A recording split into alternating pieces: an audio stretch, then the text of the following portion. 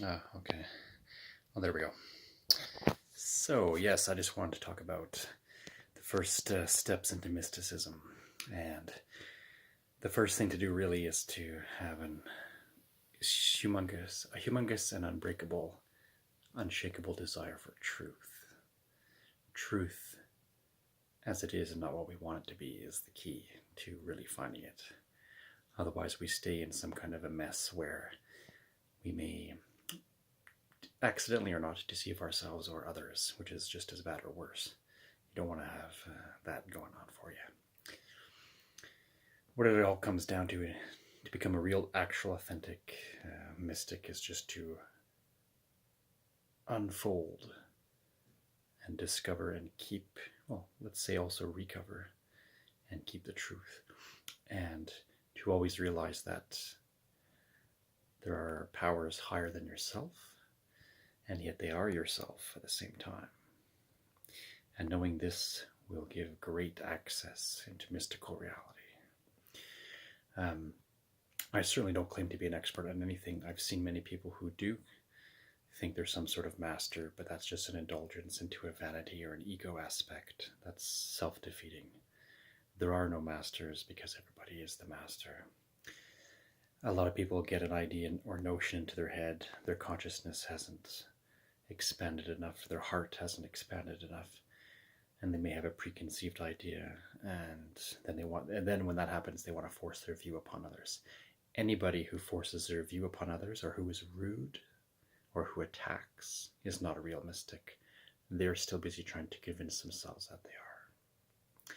Convince themselves that they're a priest or priestess, or whatever, an oracle, a light worker, whatever, an angel or an ET incarnate, etc. All that's pretty much vanity and foolish. It all is part of the truth and can be true, but it's just like a colorful piece of the tapestry. And there's no one thing itself that can be focused on that completes or signifies the totality itself. So that's sort of the funny thing. You always have to have a good laugh at yourself also, because we are fallible beings, particularly in these ego flesh ensembles that we find ourselves in. The real path to mysticism is just a love of truth, and you can call, if you want to call it God or the source, but there are so many ladders, levels, and layers. And certainly we're not going to just find that or be satisfied or satiated in just a simple manner of a few years. I've been into the mystical studies for 20 years, and I still realize I have so much to go. And that's even with an acknowledgement and paying an homage to past life memory and recall and things that I have been and things that I wish to be, as it is also the same for you. So have a loving desire for the truth, worship the truth, and find the deepest essence. What is light, what is revealed, what is revealing, what is steady, what is a constancy. Getting in touch with your own essences, being close to your spirit guides, angels, etc., familiars, they are definitely available and there.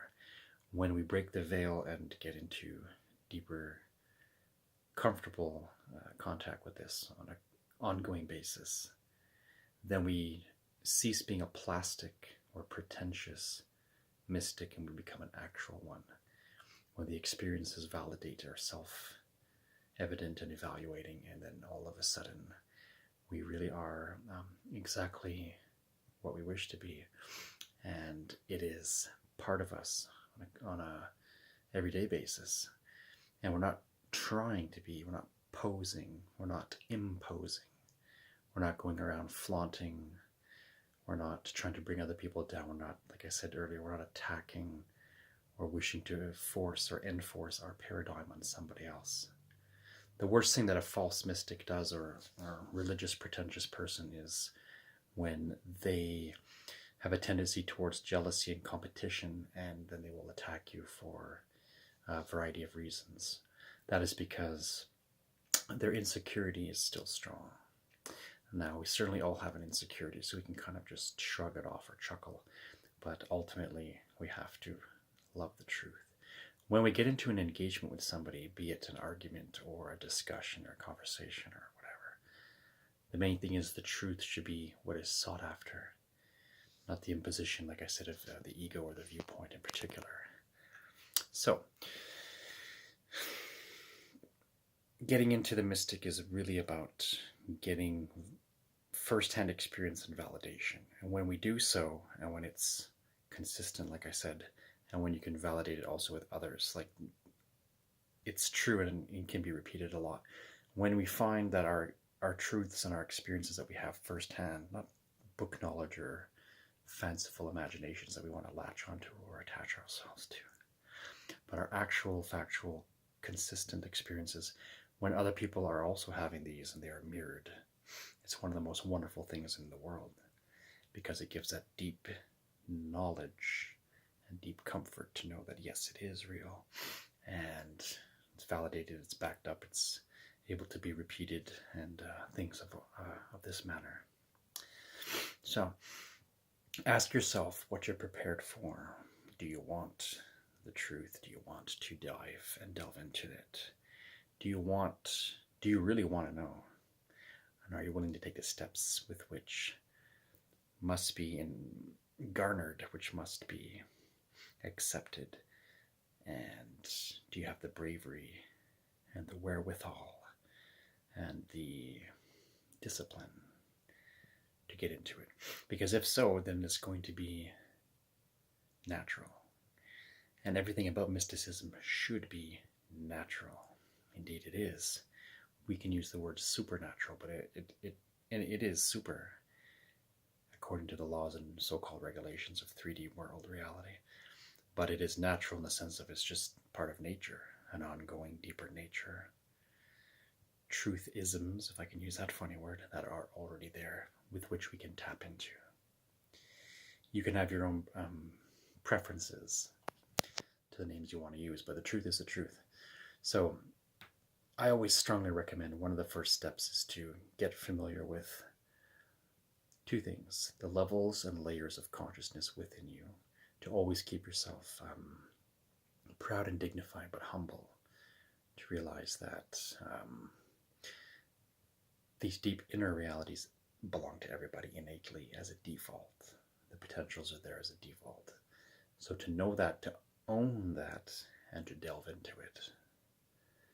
And in this case, when we are able to do that and can become familiar with that and become accustomed to it, and to know that it is available in others, that is why we can say with Jesus the Christ that those who belong to the truth hear my voice. And what he simply meant was the deeper level of higher consciousness. People that are attracted to that and who want that are automatically going to recognize it. Recognize it in yourself, and then if something should strike a fancy in somebody else, then they too will have the natural draw to it. That's what I'm trying to say.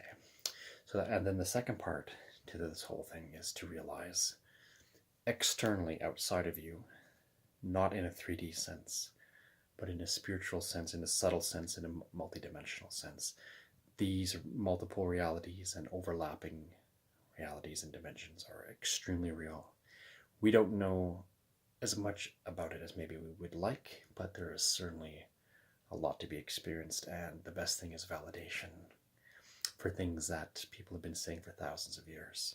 Spirits are extremely real, which is nice nowadays that even cameras and other forms of documentation can capture it, but that even just turning on your cell phone and capturing a bunch of orbs, for example, which happens to me often enough, I don't plan it, but probably for many of you the same thing.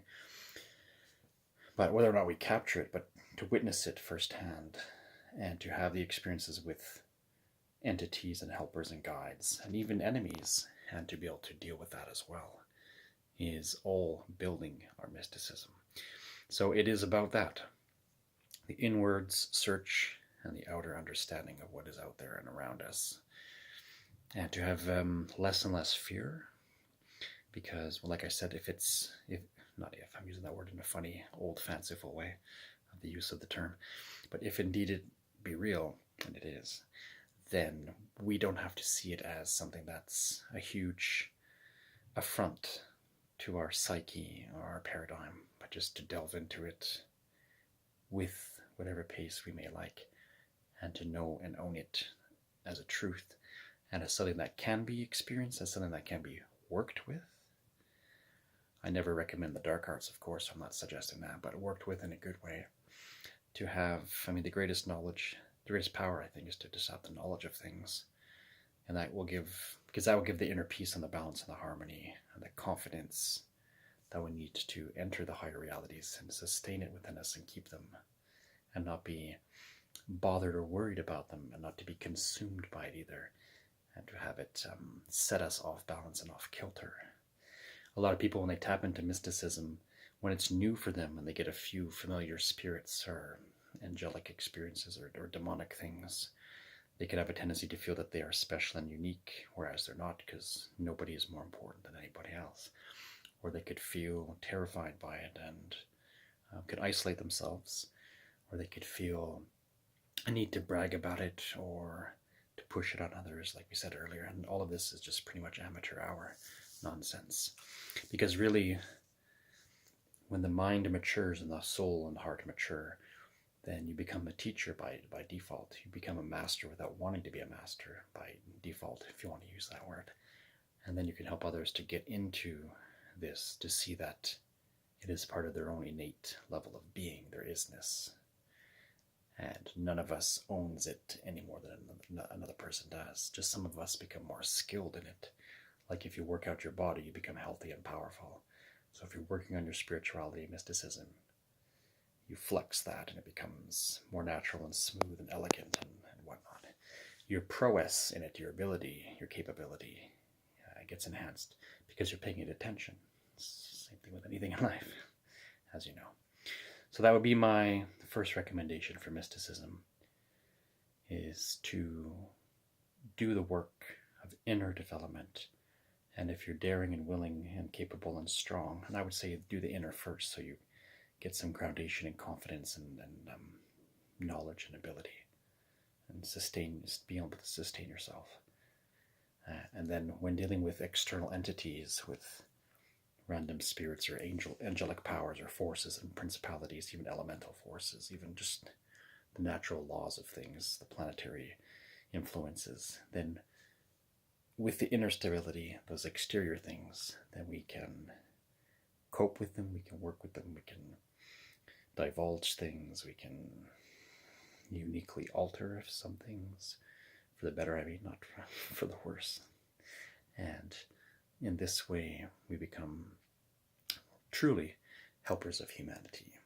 As my good friends, the Rosicrucians, would like to say, when you come to a level of spiritual maturity, you will want by default to be a servant to others. Well, it doesn't belong to the Buddhists and Hindus and whoever else, and say the same thing. But just a quote that I read recently. That's why I'm mentioning it. But yeah, you will want to, with your development, just want to help. It'll just be an overflowing thing. You just have that love, and you'll be humble and quiet about it and genuine about it. And that is an extremely wonderful and important thing. So do the work, read a lot, study a lot. I cannot stress that enough to anybody. I know my videos are not mega popular, only a couple of them are, but on the more negative and paranoid subjects, man. But yeah, do your research and homework and then test it. And be careful. Don't tempt anything that you're not willing to deal with. Don't just go half-assedly swinging a sword and, oh yeah, because you might get surprised or knocked off your feet and have some things, but don't be afraid either. Don't be afraid to take a risk, but study multiple things and practice multiple things. So if your heart feels some kind of affinity with it or unity with it, you can study things that you don't necessarily like. I've actually myself looked into black magic and different things, not to practice and do it. I kind of hold it away with a 40-foot pole, but the knowledge to know. And anything that I had experienced with the dark side that came to me, I was thankfully so far able to defeat it and overcome it. But a lot of the things are subtle also. So we have to, let me put it this way in short, the more that you conquer your own darkness within, the easier it will be to conquer externally, both in physical entities as well as in spiritual forces. and to do with love, light, power, understanding, that confidence, that sustenance, like I said, then it should become easier and easier. And we are more and more capable. And then it's just part of our natural everyday breathing. Inhale, exhale. So that's what I wish to say for this video. Step 1 into the mystic after my introduction earlier that I posted up. Wishing you guys the best. Don't be shy of yourself. Look into the many realities. Study ancient history. Ancient spirituality. Compare to neo things. Don't look for people that you need to pay to teach you so much. That's a bit silly. That's an indulgence. But, well, do what you want. But find real, genuine things, and then you'll keep it, and you should be able to see in somebody's eyes if they're genuine or not, and trust yourself and your intuition. Trust your angel spirits. Get close with them. They're really good. Your own individual best angel guide, higher self, holy guardian angel, all that. The bodhisattvas, get in touch with them. Your one and only, well, not your one and only, your one main one is your best friend. And then you can get other familiar spirits that can help you also along the path. And have that humility to realize there's always something higher than yourself. That's why Christ always mentioned the Father, the Father. I and the Father are one, but I'm putting the homage to that which is before me in the nowness essence. So that's just a funny way to put it, but yeah. Anyway, the video went longer. I don't think many people will go to the end of it, but anyways, wishing you love, peace, happiness. Yeah, work on yourself and enjoy your spirituality and get into these many layers and just become one with it. And becoming one with the totality of what you are will give you all access and just an easier life and a happier understanding of the multifold reality. That's what I have to say. I wish you sincerely the best, and next video